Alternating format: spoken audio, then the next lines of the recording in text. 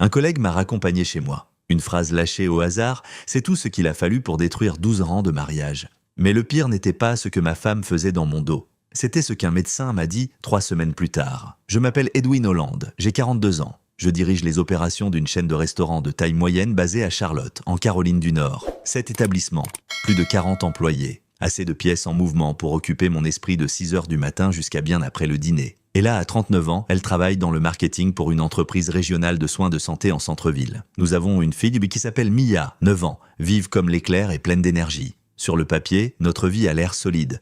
Une maison dans un bon quartier, des économies correctes, des soirées en amoureux un vendredi sur 2. Le genre de situation qui fait dire aux gens chez Cookout « Vous êtes le couple idéal ». Idéal, n'est-ce pas? Tout a commencé un jeudi soir, fin octobre. Je venais de terminer une réunion d'approvisionnement avec un fournisseur à Concors et mon pick-up était au garage pour un problème de frein. Mauvais timing comme d'habitude.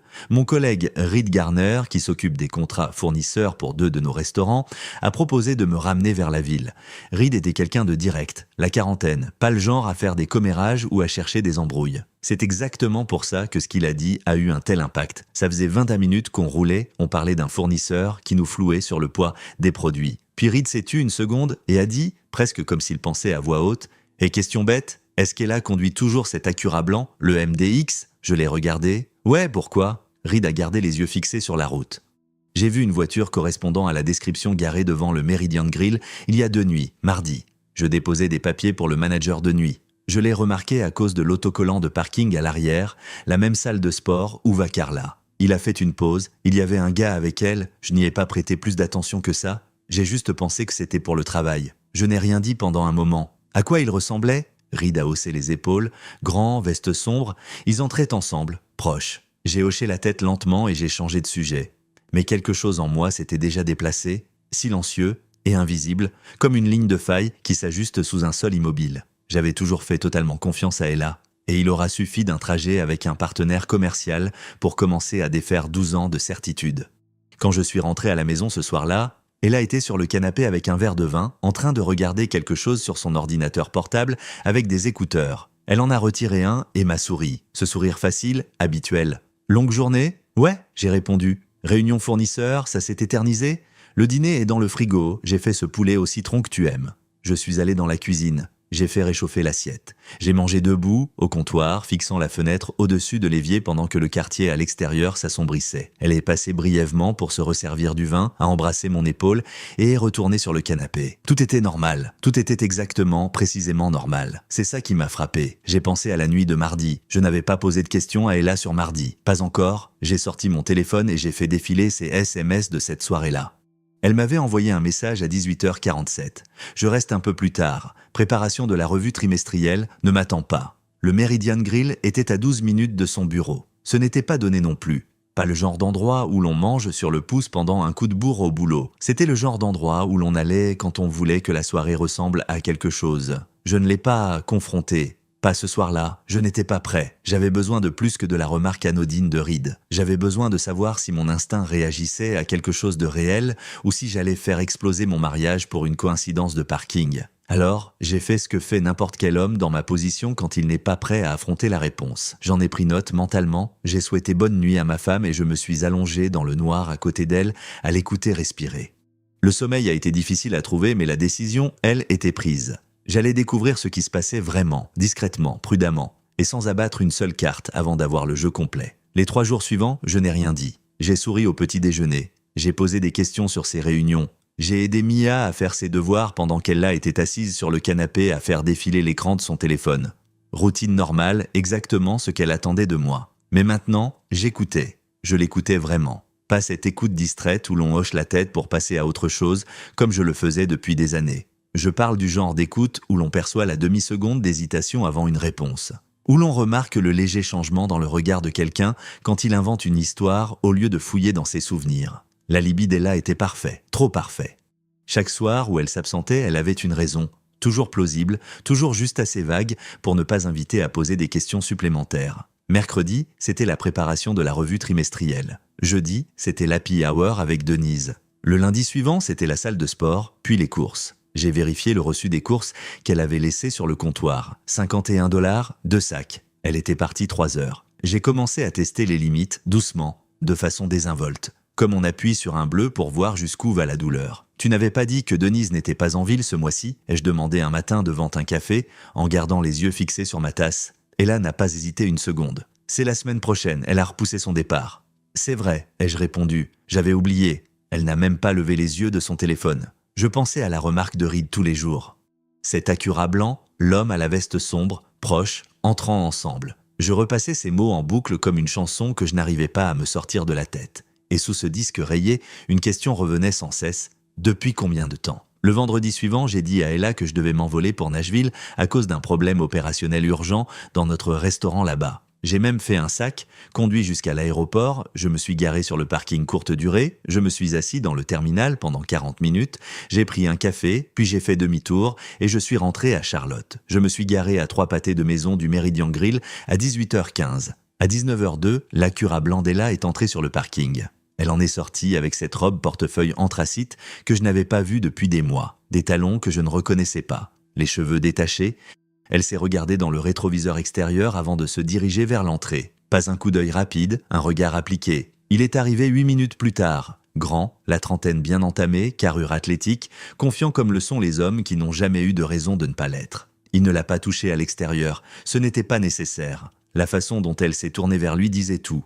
Ouverte, chaleureuse, se penchant vers lui avant même qu'il ne l'atteigne. Ils sont entrés ensemble. Je suis resté assis dans mon pick-up et j'ai respiré. Je ne suis pas entré. Je suis resté sur ce parking pendant 2h40 minutes. Quand ils sont sortis, elle riait de quelque chose qu'il avait dit, sa main touchant brièvement son bras avant de se reprendre et de la retirer. Vieille habitude, nouvelle discipline. Elle connaissait la différence entre le comportement à l'extérieur et à l'intérieur. Elle n'a pas scruté le parking.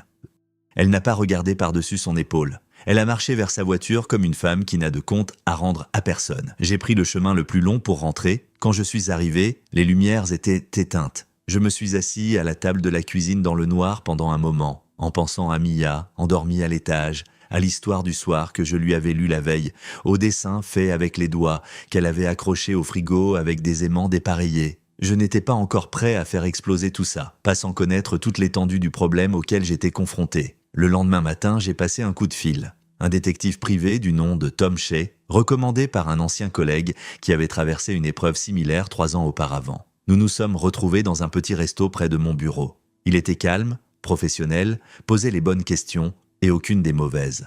Je lui ai donné les dates, le nom du restaurant, la description de l'homme. Il m'a dit qu'il aurait des informations préliminaires dans les 10 jours. Encore une chose, lui ai-je dit avant de nous séparer. J'ai besoin de savoir quelque chose sur un événement d'entreprise qui a eu lieu il y a environ 10 ans. Ma femme travaillait pour le Renfield Health Group. Il y a eu une fête de Noël ou quelque chose de similaire. J'ai besoin de savoir qui était à cet événement avec elle et plus spécifiquement qui était son supérieur direct à l'époque. Tom m'a regardé fixement. « Vous pensez que ça remonte à si loin ?»« Je pense, ai-je dit prudemment, qu'il y a des questions que j'aurais dû poser il y a très longtemps. » Il a hoché la tête et l'a noté. J'ai payé les 2 cafés, je suis retourné à ma voiture et je suis resté assis derrière le volant pendant un long moment avant de démarrer le moteur. Je n'étais plus un mari essayant de savoir si sa femme mentait. J'étais un homme en train de monter un dossier. Et j'avais l'intention de bien le faire. Tom Shea m'a appelé 9 jours plus tard, pas avec un rapport, mais avec une demande de rencontre en personne. Ça m'en a dit long avant même qu'il ne prononce un seul mot. Nous nous sommes assis dans le même restaurant près de mon bureau. Il a commandé un café noir, moi, rien. Il a fait glisser une chemise cartonnée sur la table et m'a laissé l'ouvrir moi-même. Le nom de l'homme était Owen Marsh, 38 ans, consultant commercial pour une société d'immobilier d'entreprise en centre-ville. Marié. Le nom de sa femme était Nadine, pas d'enfant. Le dossier contenait une photo imprimée, horodatée, issue d'une surveillance. Owen et Ella entrant au Meridian Grill. Une autre photo d'une autre soirée devant un bar à vin du quartier de Southend. Une troisième, celle qui m'a fait serrer les mâchoires, prise à travers la vitre d'un restaurant. La main d'Ella posée sur la table, ses doigts reposant sur les siens. « Depuis combien de temps ?» ai-je demandé. Tom a enveloppé sa tasse de ses 2 mains. D'après ce que j'ai pu établir, au moins 7 mois, peut-être plus. Ils sont prudents, mais pas invisibles. Toujours les 2 ou 3 mêmes endroits, toujours en semaine, le soir, jamais le week-end. Jamais, car les week-ends étaient réservés à la famille, à Mia, à moi. J'ai refermé le dossier. Et pour l'autre chose que je vous ai demandé de chercher, le Renfield Health Group, l'événement d'entreprise il y a 10 ans. Tom a hoché la tête lentement. Ça a demandé un peu plus de travail. Il a sorti une 2e feuille de la poche de sa veste, des archives d'emails imprimés, l'annuaire du personnel d'un événement d'entreprise, un nom entouré au stylo bleu. Son supérieur direct au moment du séminaire annuel, il y a 11 ans pour être exact, était un homme nommé Kurt Strickland, directeur marketing senior. Il a 44 ans aujourd'hui, vit toujours dans la région et dirige son propre cabinet de conseil à Valentine. J'ai fixé le nom. Y avait-il une indication qu'ils étaient amoureux proches, en dehors du travail, assez proches, pour que 2 anciens collègues à qui j'ai parlé en off se souviennent qu'ils étaient inséparables lors de ce séminaire. L'un d'eux l'a décrit comme « Tom a jeté un œil à ses notes », le genre de proximité qui met les gens mal à l'aise au travail. Le lundi suivant, je m'étais adossé à la banquette. Ella était rentrée de ce séminaire un dimanche soir. Je m'en souvenais clairement car j'étais allé la chercher à l'aéroport. Elle avait l'air fatiguée et silencieuse, ce que j'avais mis sur le compte d'un long week-end. Nous nous étions arrêtés pour manger sur le chemin du retour. Elle avait à peine touché à son assiette. Elle m'avait dit qu'elle était juste épuisée. Mia est née 8 mois et 3 semaines plus tard. J'ai remercié Tom, j'ai payé le café. J'ai marché jusqu'à mon pick-up et je suis resté assis derrière le volant sans démarrer le moteur pendant un long temps. Les calculs tournèrent déjà dans ma tête. Le genre de calcul qu'on n'a pas envie de faire, mais qu'on ne peut pas arrêter une fois commencé. Ce soir-là, j'ai commandé un kit ADN à domicile sur Internet, livraison en 2 jours. J'ai utilisé une adresse email séparée et une carte prépayée que j'avais achetée dans une pharmacie sur le chemin du retour. Quand Ella m'a demandé ce que je faisais sur mon ordinateur, je lui ai dit que je vérifiais des factures fournisseurs. Elle a hoché la tête et s'est replongée dans son émission. Je l'ai observée du coin de l'œil et j'ai senti quelque chose se refermer silencieusement en moi, comme une porte qui claque dans une partie de ma poitrine que je ne savais pas encore ouverte. Quoi qu'il arrive par la suite, j'allais y faire face avec les 2 yeux ouverts et tous les faits en main. Le kit est arrivé un mercredi pendant qu'Ella était au travail et Mia à l'école. J'ai signé le reçu à la porte, je suis allé directement dans la cuisine et j'ai lu les instructions 2 fois avant de faire quoi que ce soit d'autre. Le processus était simple. J'ai utilisé un écouvillon pour l'intérieur de ma propre joue.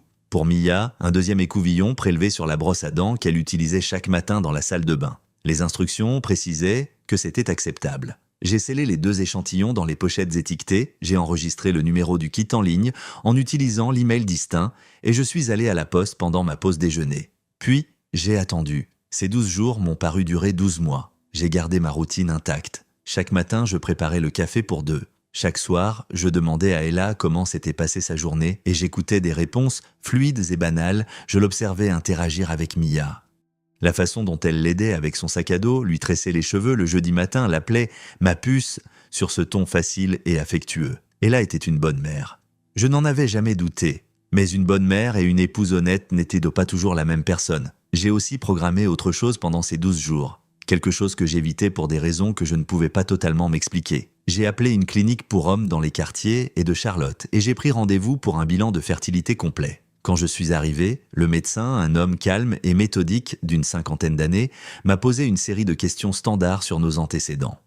Depuis combien de temps avions-nous essayé avant d'avoir notre fille? Quels résultats, le cas échéant, avions-nous obtenus auprès de professionnels de santé à l'époque? Je lui ai dit que nous n'avions vu personne, que nous avions juste continué d'essayer et que ça avait fini par marcher. Il m'a demandé si je voulais procéder à un bilan complet. J'ai dit oui. Les résultats sont tombés 4 jours plus tard. Je me suis assis dans la salle d'examen et j'ai écouté le médecin m'expliquer dans un langage clinique mesuré que mon nombre de spermatozoïdes était sévèrement inférieur à la normale dans les 2% les plus bas des hommes testés dans cette clinique. Il a utilisé des mots comme motilité, morphologie et hypofertilité. Il a dit qu'une conception naturelle dans mon cas n'était pas impossible, mais que la probabilité statistique était, selon son opinion de professionnel, extrêmement faible. Moins de 2%, a-t-il précisé. Peut-être beaucoup moins en fonction de facteurs supplémentaires. Je lui ai demandé platement, un homme avec ces résultats pourrait-il concevoir un enfant naturellement, sans intervention médicale? Il est resté silencieux un moment. Ce n'est pas quelque chose que je peux exclure totalement, a-t-il dit prudemment. Mais je ne vous rendrai pas service en vous disant que c'est probable. Je l'ai remercié, je suis monté dans mon pick-up, j'ai conduit jusqu'à un parc près de mon bureau et je suis resté assis sur un banc au bord de l'étang pendant 40 minutes sans bouger. Moins de 2%. Mia avait 9 ans. J'avais été l'entraîneur de son équipe de baseball pour enfants. Je lui avais tenu la main à chaque orage, je lui avais lu les 3 mêmes livres d'images tellement de fois que je pouvais les réciter de mémoire. J'avais été son père de toutes les manières que je connaissais et maintenant, un rapport clinique me disait que son existence, la façon dont ça s'était passé, le timing, l'histoire qu'on m'avait servie, ça ne collait pas. Les résultats du kit ADN sont arrivés 2 jours plus tard. J'ai ouvert l'enveloppe seul à la table de la cuisine. La maison était vide, la lumière de l'après-midi filtrait, plate et grise, à travers les stores. J'ai lu le résultat une fois, puis j'ai posé le papier à plat sur la table et j'ai pressé mes 2 paumes contre la surface, en respirant calmement. Probabilité de paternité, 0%. Je me suis levé, j'ai marché jusqu'au garage, j'ai pris une jardinière en céramique qui traînait sur l'établi depuis le printemps dernier. Celle qu'Ella avait achetée et jamais utilisée, et je l'ai fracassée contre le mur de béton. Elle s'est brisée en une douzaine de morceaux. Je suis resté là à regarder les fragments sur le sol, la poitrine soulevée, les poings serrés, puis je me suis baissé, j'ai ramassé chaque morceau, je les ai jetés à la poubelle, et je suis rentré. Je me suis rassis à la table de la cuisine. J'ai regardé le dessin de Mia sur le frigo, son nom écrit au crayon violet dans le coin inférieur droit, les lettres encore un peu irrégulières. J'ai pris mon téléphone et j'ai appelé Daniel Mercer. « J'ai besoin qu'on se voie », ai-je dit quand il a décroché. « Vite, j'ai tout ce qu'il faut ». Je n'ai dit à personne ce que j'avais découvert. Pas encore, les résultats ADN sont restés dans la poche intérieure de ma veste pendant 3 jours, comme un charbon ardent brûlant la doublure. Et j'ai continué ma vie comme si de rien n'était. J'ai passé en revue les rapports de personnel, j'ai réglé un litige avec un fournisseur dans notre restaurant du centre-ville. J'ai fait des pancakes le samedi matin et je les ai coupés en triangles pour Mia comme elle les aimait. Normal, constant, le visage d'un homme qui ne venait pas de voir s'effondrer toute la compréhension qu'il avait de ces 9 dernières années. C'est un mardi après-midi, en allant chercher Mia à l'école, que j'ai craqué. J'étais arrivé en avance, ce qui n'était pas dans mes habitudes, mais j'avais fini le travail plus tôt ce jour-là. J'ai attendu près de l'entrée principale avec une poignée d'autres parents, les mains dans les poches, regardant distraitement les portes.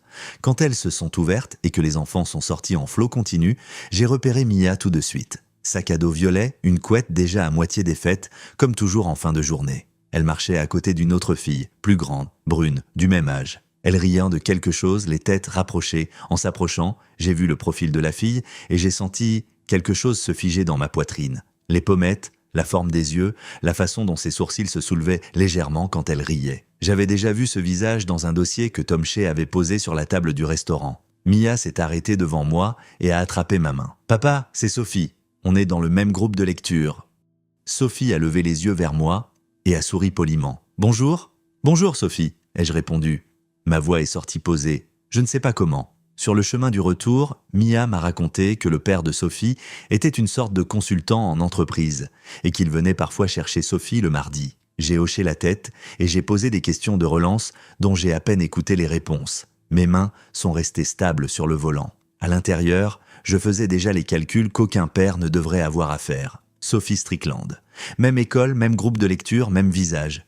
Ce soir-là, après que Mia se soit endormie, je suis allé dans le garage. Je me suis posté devant l'établi et j'ai pris un bol en céramique qui traînait là depuis l'été dernier. L'un des projets de décoration d'Ella qu'elle avait abandonné en cours de route. Je l'ai fixé pendant un long moment, puis je l'ai lancé contre le mur du fond. Il a éclaté avec un bruit sec contre le béton.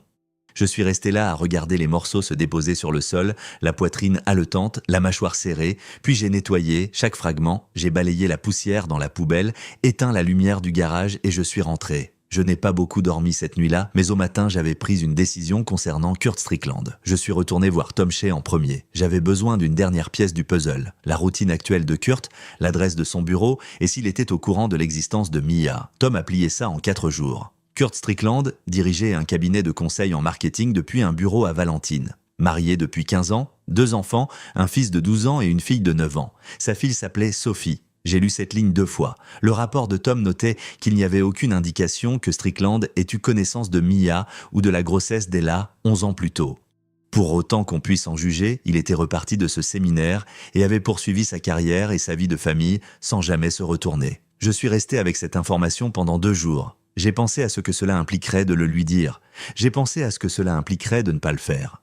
J'ai pensé à Mia, assise dans une salle de classe à côté d'une demi-sœur dont elle ignorait l'existence, en train de rire à propos d'un devoir de lecture. Et j'ai pensé à Ella, qui savait tout ça, qui était rentrée de ce séminaire silencieuse et pâle, qui avait dit qu'elle était juste fatiguée, qui m'avait annoncé quelques semaines plus tard, les yeux brillants et les mains tremblantes, qu'elle était enceinte, qui m'avait regardé devenir père, pleinement, totalement, sans réserve, tout en portant un secret qui aurait pu tout détruire dès le premier jour. J'y ai pensé pendant très longtemps, puis j'ai appelé Daniel Mercer et je lui ai dit que j'étais prêt à agir. Le bureau de Daniel Mercer se trouvait au 14e étage d'un immeuble sur Tryon Street. Propre, silencieux, le genre d'endroit qui sentait le cuir et la réflexion approfondie. C'était un homme trapu d'une 50aine d'années, précis, qui ne se pressait pas, le genre à vous laisser finir vos phrases avant de répondre. Un collègue me l'avait recommandé 2 ans plus tôt et je n'aurais jamais pensé avoir réellement besoin de lui. J'ai tout étalé sur son bureau. Les rapports de Tom Shea, le résultat du test ADN, le bilan médical de la clinique de fertilité, les photographies horodatées d'Ella et d'Owen Marsh. Daniel a tout lu sans expression, prenant occasionnellement des notes dans la marge d'un bloc-notes jaune. Quand il a fini, il a levé les yeux. « C'est exhaustif », a-t-il dit. « Vous avez bien préparé le terrain. Je veux savoir où j'en suis. Je lui ai tout raconté. Le mariage, la paternité, ce que le tribunal pouvait faire. » Daniel a posé son stylo. Concernant le mariage, vu l'adultère documenté, la Caroline du Nord reconnaît le divorce pour faute si vous choisissez de poursuivre dans cette voie. Les preuves que vous avez sont solides. Il a fait une pause. Pour la paternité, c'est là que ça se complique. Vous êtes le père légal depuis 9 ans. Même avec un test ADN à 0, le tribunal peut ne pas annuler automatiquement ce statut. On pourrait vous exiger de continuer à verser une pension alimentaire indépendamment de la biologie selon la façon dont l'affaire est plaidée. Je l'ai fixé. Donc, je pourrais être légalement responsable d'un enfant qui n'est pas le mien parce que je ne savais pas qu'elle n'était pas de moi. Dans plusieurs États, y compris celui-ci, c'est une possibilité très réelle, a répondu Daniel calmement. Ce n'est pas une certitude, mais c'est un risque. Son avocat pourrait plaider la relation paternelle établie, le lien affectif, l'intérêt supérieur de l'enfant. L'air de la pièce semblait lourd. J'ai expiré lentement.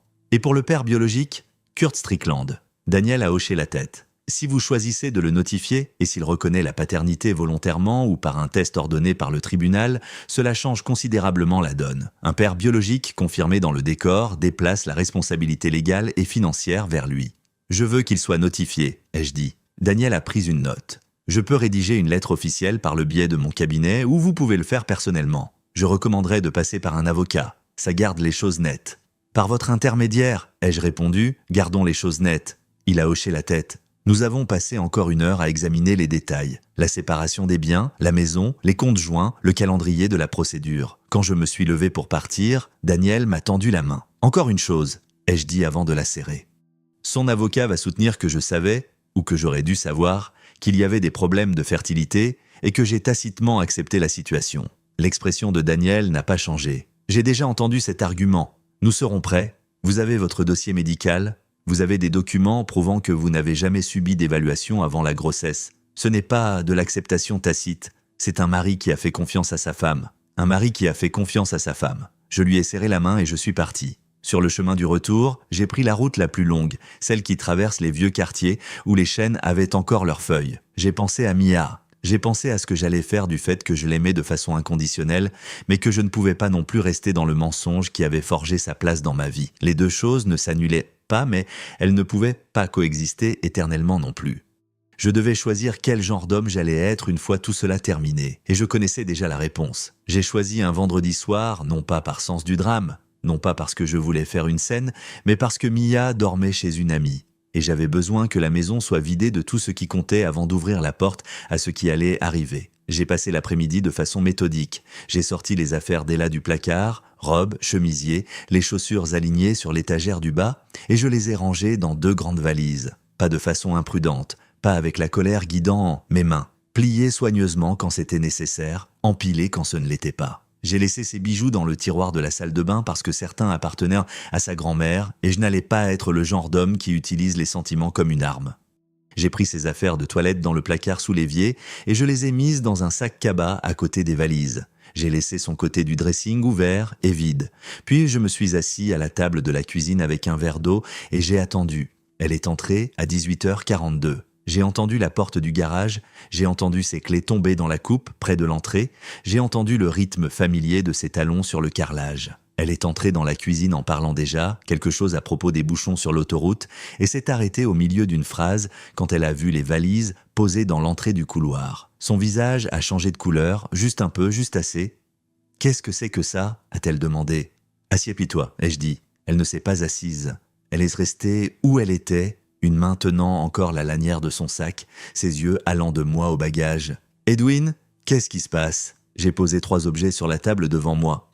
Le rapport photo de Tom Shea, le résultat ADN, le bilan médical de la clinique. Je les ai alignés à égale distance et j'ai levé les yeux vers elle. « Owen Marsh » ai-je dit. Depuis 7 mois à ma connaissance, mais probablement plus. Elle a ouvert la bouche, j'ai levé une main. Le test ADN, ai-je continué en gardant ma voix calme et posée. Mia n'est pas ma fille biologique. Probabilité de paternité 0. Quelque chose a traversé son expression. Ni de la culpabilité, ni du chagrin. Quelque chose de plus compliqué et de plus difficile à nommer. Elle a posé son sac lentement sur le comptoir. Et le rapport médical, ai-je terminé? Mes résultats de fertilité. Moins de 2% de probabilité de conception naturelle. Ce qui veut dire que tu savais, ou que tu aurais dû savoir, qu'il y avait un sérieux doute sur la filiation de Mia. Et tu n'as rien dit pendant 9 ans. Le silence entre nous avait un poids. Elle est restée très immobile. Puis, elle a dit doucement, « Tu avais cessé d'être présent. Tu étais toujours au travail, toujours en train de gérer les problèmes des autres. J'étais invisible dans ce mariage bien avant Owen. » Ce n'est pas une confession, ai-je dit. C'est une diversion. Et c'est encore. Sa mâchoire s'est contractée. Tu veux que je m'excuse d'avoir survécu à un mariage où je me sentais complètement seul? Je veux que tu reconnaisses, ai-je dit d'une voix égale, que tu es rentré d'un séminaire d'entreprise il y a 11 ans en sachant que tu étais peut-être enceinte de ton supérieur et que tu m'as laissé élever cet enfant pendant 9 ans sans jamais me dire la vérité. Ce n'est pas de la solitude, Ella. C'est un choix délibéré et continu. Elle a détourné le regard. Un muscle de sa mâchoire a bougé. Et pendant que tu gérais ta solitude, ai-je ajouté, tu trouvais apparemment le temps de voir Owen Marsh le mardi soir, le Meridian Grill, le bar à vin à Southend. Ça te dit quelque chose? Elle m'a regardé à nouveau. Et puis, ses yeux étaient bien secs. Ça m'en a dit long. Tu m'as fait suivre? J'ai fait suivre la vérité, ai-je répondu. Elle m'a mené à toi. Elle a tiré la chaise en face de moi et s'est assise. Elle a croisé les mains sur la table. Quand elle a repris la parole, sa voix était contrôlée, mesurée d'une manière qui me disait qu'elle avait pensé à cette conversation, du moins à une version de celle-ci, avant ce soir. Et alors, quoi maintenant? Tu me mets à la porte et tu joues de la victime? Je ne joue à rien du tout, ai-je répondu. Je suis dans un mariage qui a été construit sur des fondations que tu as creusées avant même qu'il ne soit terminé. Tu pars ce soir, les valises sont prêtes, j'ai laissé les bijoux de ta grand-mère, ils sont dans le tiroir de la salle de bain. Tu ne peux pas juste? J'ai déjà parlé avec Daniel Mercer, ai-je coupé, les papiers sont en cours de préparation. Divorce pour faute, adultère documenté, tu auras des nouvelles de son cabinet au début de la semaine prochaine. J'ai fait une pause. Je veux aussi que tu saches que Kurt Strickland a été notifié par l'intermédiaire de mon avocat. Il recevra une lettre officielle et une copie du résultat ADN. C'est là que ça a fait mouche. Elle s'est figée pour la première fois depuis qu'elle était entrée. Le sang-froid contrôlé qu'elle avait maintenu a basculé, pas dans les larmes, mais dans quelque chose de plus froid. Quelque chose qui ressemblait à un calcul interrompu. « Tu n'en avais pas le droit ?» a-t-elle dit, la voix basse et tendue. « Il a une fille dans la classe de Mia » ai-je répliqué. Il a le droit de savoir, et franchement, sa femme aussi. Elle s'est levée. Elle a attrapé son sac sur le comptoir, elle a regardé les valises, puis moi. Et pendant un instant, j'ai cru qu'elle allait dire quelque chose de vrai, quelque chose qui reconnaîtrait la véritable ampleur de ce qu'elle avait fait. Mais elle ne l'a pas fait. Elle a attrapé la poignée d'une valise, a laissé la seconde et s'est dirigée vers la porte. Elle s'est arrêtée, la main sur l'encadrement, sans se retourner, elle a dit « Tu n'allais jamais être à la hauteur, Edwin ». J'ai regardé son dos. « Peut-être pas », ai-je répondu. « Mais j'ai toujours été honnête. Il y a une différence ?» La porte s'est refermée derrière elle. Je suis resté assis à la table de la cuisine pendant un long moment après ça. La maison était silencieuse, comme elle ne l'avait pas été depuis des années. Pas le silence d'une famille qui se prépare pour la nuit, mais le silence d'un espace qui a enfin arrêté de faire semblant. J'ai pris mon téléphone et j'ai envoyé un SMS à Mia. « Dors bien, ma puce. À demain. » Sa réponse est arrivée en moins d'1 minute. Une série d'émojis et un cœur dessiné à la main, pris en photo avec la tablette de son ami. J'ai reposé le téléphone, j'ai respiré et pour la première fois depuis des semaines, l'air de la pièce m'a semblé m'appartenir. Le week-end s'est passé tranquillement. Je suis allé chercher Mia chez son ami samedi matin, je lui ai préparé son petit déjeuner préféré, des œufs brouillés et des toasts sans croûte, et nous avons passé l'après-midi au parc à lancer un frisbee jusqu'à ce que j'en ai mal au bras. Elle n'a pas demandé où était sa mère. Les enfants ont une conscience plus aiguë qu'on ne veut bien le croire, et Mia avait toujours été perspicace pour son âge. Elle demanderait quand elle serait prête. Je répondrais honnêtement, de la manière dont une enfant de 9 ans a besoin de l'entendre, le moment venu. Dimanche soir, j'étais en train de relire le projet d'accord de séparation que Daniel m'avait envoyé par email quand mon téléphone a sonné. Numéro inconnu, indicatif local. J'ai failli laisser sonner. Quelque chose m'a poussé à répondre. « C'est Edwin Holland ?» La voix était celle d'une femme assurée, mais avec quelque chose en dessous qui ressemblait à quelqu'un qui se retient de s'effondrer par la seule force de sa volonté. « C'est moi », ai-je dit. Une courte pause. « Je m'appelle Nadine Marsh. Je pense que vous savez pourquoi j'appelle. » J'ai refermé l'ordinateur portable. « Oui, je le sais. » Une autre pause, plus longue cette fois. J'ai trouvé une lettre du cabinet de votre avocat ce matin. Owen l'avait laissée sur le comptoir de la cuisine. Je ne sais pas s'il a oublié qu'elle était là ou s'il voulait que je la voie. Je l'ai lue 2 fois avant de l'appeler au travail. Sa voix est restée contrôlée, mais à peine. Il n'a pas nié. « Je suis désolé », ai-je dit. Et je le pensais, non pas comme une formalité, mais comme une personne s'adressant à une autre qui comprenait exactement le poids spécifique de ce genre de deuil. « Depuis combien de temps saviez-vous » a-t-elle demandé. « Environ 3 semaines avec certitude. Je lui ai dit que j'avais des soupçons avant ça. Un collègue les a vus ensemble. C'est ce qui a tout déclenché. » Elle est restée silencieuse un moment. « 7 mois, il m'a dit. Il a dit que ça faisait 7 mois. » Elle a lâché un petit souffle sans humour. Je l'ai cru quand il a dit qu'il n'y avait rien au printemps dernier. Il m'a dit que je m'imaginais des choses. Cette phrase a résonné familièrement. « Ils sont doués pour ça, ai-je dit. Oui, une pause. Je voulais vous appeler parce que... Je ne sais pas exactement. Parce que je pensais que vous méritiez de savoir que votre mariage n'était pas le seul à s'effondrer. Et parce que je voulais entendre quelqu'un qui avait déjà traversé la pire partie, celle de la découverte. » Elle s'est arrêtée. « Est-ce que ça devient plus facile quand on sait ?» J'ai réfléchi honnêtement à ça avant de répondre. « Savoir est en fait la partie la plus facile, ai-je dit. C'est de ne pas savoir qui vous broie. Une fois qu'on sait, on peut bouger, on peut prendre des décisions. On retrouve la terre ferme sous ses pieds. » Elle a absorbé ça. « Votre fille, » a-t-elle dit prudemment. J'ai lu la lettre. J'ai compris qu'il y a plus dans cette histoire que juste Owen. « C'est vrai, ai-je confirmé. Mais je m'en occupe. »« Est-ce qu'elle va bien ?» a demandé Nadine. « Votre fille. » La question m'a surpris. Pas son contenu, mais sa gentillesse. « Elle va bien ?» ai-je dit. « Elle est résiliente. Elle a 9 ans et elle lance un frisbee mieux que moi. Donc, je pense qu'elle va s'en sortir. » Un petit bruit authentique au bout du fil. Presque un rire, presque pas. « Je l'espère, » a dit Nadine doucement. « J'espère que vous vous en sortirez tous les deux. » Nous avons raccroché peu après. Aucun échange d'informations, aucun projet de se reparler, juste 2 personnes qui avaient vécu en marge de la même tromperie, partageant brièvement le poids de celle-ci avant de retourner porter la leur. Je suis resté assis un moment après l'appel. Puis j'ai rouvert l'email de Daniel et j'ai lu attentivement le projet d'accord en prenant des notes dans les marges là où j'avais des questions. 3 jours plus tard, Daniel m'a appelé pour m'informer que Kurt Strickland avait contacté son cabinet. Il ne contestait pas le résultat du test ADN. Il demandait cependant du temps pour consulter son propre avocat avant de répondre officiellement. « Il ne fuit pas », m'a dit Daniel. « D'après mon expérience, ça veut dire qu'il va s'impliquer. »« Tant mieux », ai-je répondu. Cette même semaine, l'avocat d'Ella a envoyé une première réponse à notre dossier. Elle incluait, comme Daniel l'avait prévu, l'argument selon lequel j'avais tacitement accepté une situation de paternité incertaine en ne demandant jamais d'évaluation médicale pendant nos années de tentatives pour concevoir. C'était formulé avec soin et argumenté avec précision. Daniel m'a appelé après l'avoir lu. « Ils vont pousser fort sur cet angle », a-t-il dit. « Mais votre dossier médical était vierge. Vous êtes allé à cette clinique de votre propre initiative sans aucun test préalable enregistré. Ce n'est pas un homme qui a accepté l'incertitude, c'est un homme qui faisait confiance à sa femme. Alors on riposte, ai-je dit.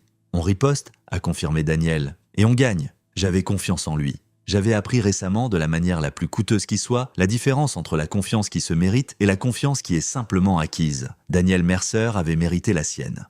La procédure de divorce a avancé comme Daniel l'avait promis, méthodiquement, sans raccourci et avec chaque document à sa place. L'avocat d'Ella a maintenu l'argument de l'acceptation tacite pendant 3 semaines avant que Daniel ne le démolisse dans une réponse écrite qui fut, selon ses termes, chirurgicale. Mon dossier médical ne montrait aucune évaluation de fertilité antérieure à aucun moment de notre mariage. Aucune consultation, aucune orientation clinique, aucune trace quelconque que j'avais été informé ou invité à remettre en question la filiation de Mia. Un homme qui avait simplement fait confiance à sa femme et à qui on n'avait donné aucune raison de faire autrement. La demande de divorce pour faute a été maintenue. Les photographies issues de la surveillance de Tom Shea, combinées aux preuves horodatées, ont laissé très peu de marge de manœuvre au camp d'Ella sur ce front.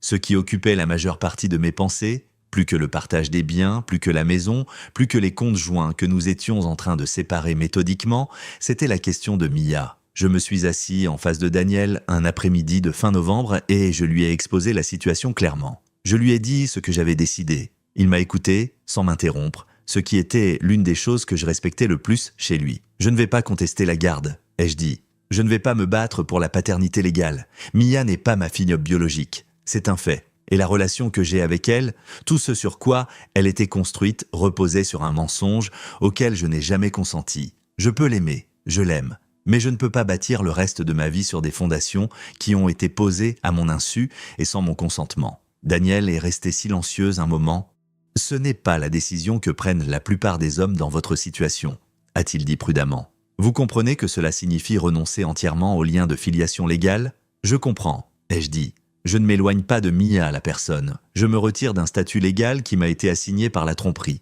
Ce sont deux choses différentes. » Il a pris une note. « Et qu'en est-il du maintien du contact ? Ça, ce sera entre moi et Mia quand elle sera assez grande pour comprendre la situation dans son ensemble. » Ai-je répondu. Pour l'instant, elle a besoin de stabilité. Elle a besoin de sa mère, peu importe ce que cela implique. Elle n'a pas besoin d'une bataille pour la garde par-dessus le marché. Daniel a hoché la tête lentement. Il l'a noté. Et vous êtes conscient que le fait de renoncer à la paternité légale dans ces circonstances vous décharge également de vos obligations financières. J'en suis conscient, ai-je dit. Kurt Strickland a été notifié. Il portera cette responsabilité. Elle lui appartient. Nous sommes restés là-dessus un moment. Puis Daniel est passé au point suivant de la liste, et je lui en étais reconnaissant. Il comprenait la différence entre une décision qui devait être examinée et une décision qui avait déjà été prise. La maison s'est vendue plus vite que je ne l'espérais, au prix du marché, divisée en deux, conformément à l'accord. J'ai trouvé un appartement dans un immeuble près du centre-ville, au 12e étage, avec une vue sur la ville dont je ne savais pas que j'avais envie jusqu'à ce que je l'aie. J'ai emménagé avec ce dont j'avais besoin et j'ai laissé le reste. Les meubles que nous avions achetés ensemble sont pour la plupart restés avec Ella. J'ai pris les couteaux de cuisine parce que c'est moi qui avais toujours cuisiné et un fauteuil de lecture qui m'appartenait avant le mariage. Tout le reste était remplaçable. Un jeudi soir de décembre, je me suis assis dans ce nouvel appartement avec une boîte de plats à emporter sur le comptoir, les lumières de la ville visibles par la fenêtre et j'ai pris un rendez-vous de suivi à la clinique pour hommes. Non pas pour revoir le diagnostic, mais pour commencer à parler des options qui existaient de l'autre côté. Le médecin avec qui j'avais travaillé était direct et compétent. Il y avait des voies, des traitements, des choses qui valèrent la peine d'être explorées quand le moment serait venu. J'ai aussi appelé mon frère ce soir-là. La première vraie conversation que nous avions eue depuis des mois, je lui ai raconté presque tout. Il a écouté comme seul un grand frère peut le faire sans essayer de réparer quoi que ce soit ou d'arrondir les angles. Quand j'ai eu fini, il a dit « Tu as l'air d'y voir plus clair que tu ne l'as fait depuis des années, Ed. » J'ai pensé à ça après avoir raccroché. Clair était exactement le bon mot, pas guéri. Ça allait prendre plus de temps. Pas heureux, pas vraiment, pas encore, mais clair. Comme une fenêtre qui avait été embuée par la condensation pendant des années et qui avait enfin été essuyée. Je pouvais voir dehors. C'était suffisant pour le moment. 4 mois après qu'Ella soit sortie de la maison avec une seule valise, le divorce a été prononcé un mardi matin gris dans un tribunal sur East Trade Street. J'avais mis une veste et une cravate par habitude. Daniel était assis à côté de moi, l'avocat d'Ella était assis en face. Le juge a expédié la procédure avec l'efficacité de quelqu'un qui avait fait cela des milliers de fois et ne trouvait cela ni remarquable ni banal, juste la conclusion ordonnée d'un arrangement légal qui avait fait son temps. Ce fut réglé en moins de 40 minutes. J'ai serré la main de Daniel sur les marches du palais de justice et je l'ai remercié. Il m'a dit que j'avais été l'un de ses clients les plus organisés. Venant de Daniel Mercer, j'ai pris ça comme un grand compliment. Je conduisis jusqu'à mon restaurant dans les quartiers sud. Non pas parce que j'avais besoin d'y être, mais parce que je voulais être utile de mes mains. J'ai fait le tour de la salle, vérifié les stocks avec le responsable des opérations, goûté 2 sauces qui étaient en train d'être ajustées pour le menu de printemps, et j'ai eu une brève réunion au sujet d'un problème de personnel dans notre restaurant de Plaza Midwood. Un travail ordinaire, concret, le genre qui ne vous demande rien d'autre que de l'attention et du jugement. Au moment où je suis rentré à l'appartement ce soir-là, la tension que je portais dans mes épaules depuis 4 mois s'était relâchée pour devenir quelque chose qui ressemblait davantage à une fatigue ordinaire. Kurt Strickland, d'après la dernière mise à jour de Daniel, avait officiellement reconnu sa paternité par l'intermédiaire de son avocat. Sa réponse à notre correspondance légale avait été mesurée et sans hostilité. Un homme assumant les conséquences de ses propres choix, ce qui n'était pas mon problème. Sa fille Sophie et Mia étaient toujours dans la même classe. Je ne savais pas comment la situation était gérée et je n'avais pas besoin de le savoir. Ce n'était plus mon foyer à gérer. Ella avait emménagé dans un appartement près de chez sa sœur à Concorde. Owen Marsh, d'après ce que les contacts de Daniel avaient de recueilli dans le milieu juridique, n'avait pas quitté Nadine. Que ce soit une réconciliation ou de l'inertie, ce n'était pas non plus mon affaire. Ce qui me concernait, ce à quoi j'avais commencé à penser avec quelque chose de plus proche de l'anticipation que de la crainte, c'était ce qui m'attendait. Je suis retourné à la clinique pour hommes en janvier. Le spécialiste m'a présenté une gamme d'options de traitement, supplémentation hormonale, protocole de procréation assistée, une approche étape par étape qui n'était pas garantie, mais qui n'était pas non plus sans réelle possibilité. Il a été honnête sur les délais et les probabilités. J'ai respecté ça. Je lui ai dit que je voulais sérieusement explorer cette option et nous avons mis en place un plan sur 3 mois. J'ai aussi passé une longue soirée en février à écrire, pas pour quelqu'un d'autre, juste pour moi-même, les conditions que j'avais l'intention d'apporter dans toute relation future. Pas comme une liste d'exigences, mais comme l'architecture d'une vie que je construisais les yeux grands ouverts cette fois. En haut de cette liste, l'honnêteté, dès le début et sans exception. Et juste en dessous, formulé clairement, toute femme avec qui je choisirais de fonder une famille devra comprendre que j'exigerai une confirmation de paternité à la naissance de l'enfant. Pas par suspicion, pas comme une accusation, mais comme un homme qui avait appris à ses dépens que l'amour sans vérification dans ce contexte précis l'avait presque effacé. Je n'étais pas prêt à répéter cela. Je n'étais pas prêt à élever un autre enfant que j'aimerais totalement, seulement pour apprendre, par le biais d'une enveloppe sur une table de cuisine, que toute la prémisse de cet amour avait été une construction que quelqu'un d'autre avait fabriquée pour sa propre convenance. Si une femme trouvait cette condition inacceptable, cela me disait tout ce que j'avais besoin de savoir avant d'aller plus loin. Le samedi précédant l'officialisation du divorce, j'avais fait une dernière chose. J'avais conduit jusqu'au parc où j'avais emmené Mia des dizaines de fois au fil des années. Celui avec la mare au canard et le vieux pont de bois qu'elle voulait toujours traverser en courant. Je m'étais assis sur le banc près de l'eau pendant 1 heure. Je n'étais pas là pour faire mon deuil, j'étais là pour marquer la fin de quelque chose. La façon dont on marque la fin d'un long voyage, sans drame, sans cérémonie, juste avec de la présence. J'ai pensé à celui que j'étais quand j'avais emmené Mia dans ce parc pour la première fois. 21 minutes, de frisbee, une brique de jus de fruits, et son visage ravi quand un canard s'approchait trop près et la surprenait. J'ai pensé à l'homme que j'étais maintenant, assis sur ce même banc, 9 ans plus tard, avec une compréhension plus claire du monde et une confiance plus paisible en mon propre jugement. Je n'étais pas devenu plus dur, je ne voulais pas être plus dur, je voulais juste être éveillé, pleinement et constamment éveillé d'une manière dont je ne l'avais pas été pendant la majeure partie de mon mariage. Je suis rentré chez moi. J'ai préparé un dîner pour ce à quoi j'étais devenu étonnamment doué.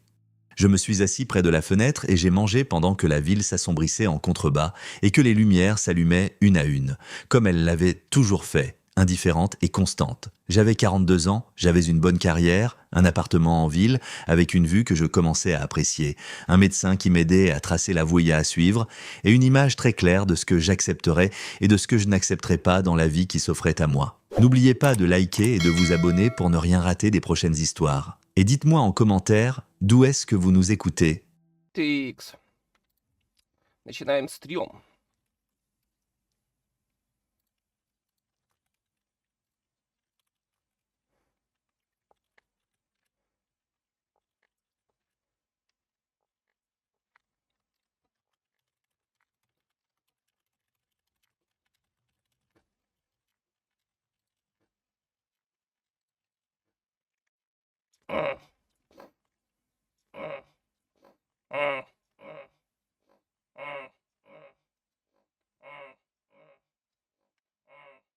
А, кстати. Не, нихуя. А, кстати. Не, нихуя. А, кстати. Не, нихуя. А, кстати. Не, нихуя. А, кстати. Не, нихуя. Что-то поздно. Блин, я тут сейчас погуглил, оказывается, ты знал, что стримить сталкер запрещено с точки зрения законодательства? Вот я сейчас хотел постримить, да, сталкер. Я вот сейчас гуглю, нихуя это нельзя делать. Тут, если стрим идет ну, систематический характер, телевизор довольно применение уголовной ответственности. Тароку. Вы вообще понимаете этот пиздец? Блин, я сталкер хотел постримить. Пиздела. А нельзя, прикиньте? Это незаконно. Обалдеть. Вообще это понимаете? Вообще, до чего мы уже скатились? Ну ладно, подожду пару лет, потом, я думаю, можно будет стримить сталкер. Шутку поняли?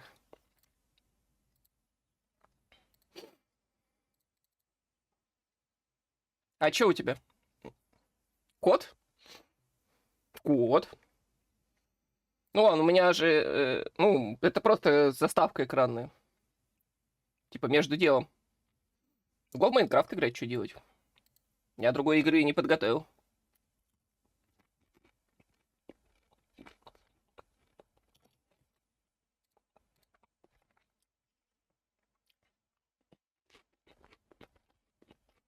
Кот Бедварсик по кличке.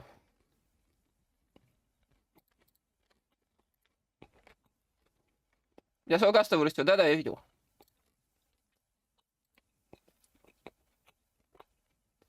Ну вот, Ширики, наконец-то хоть чем-то полезным занялся.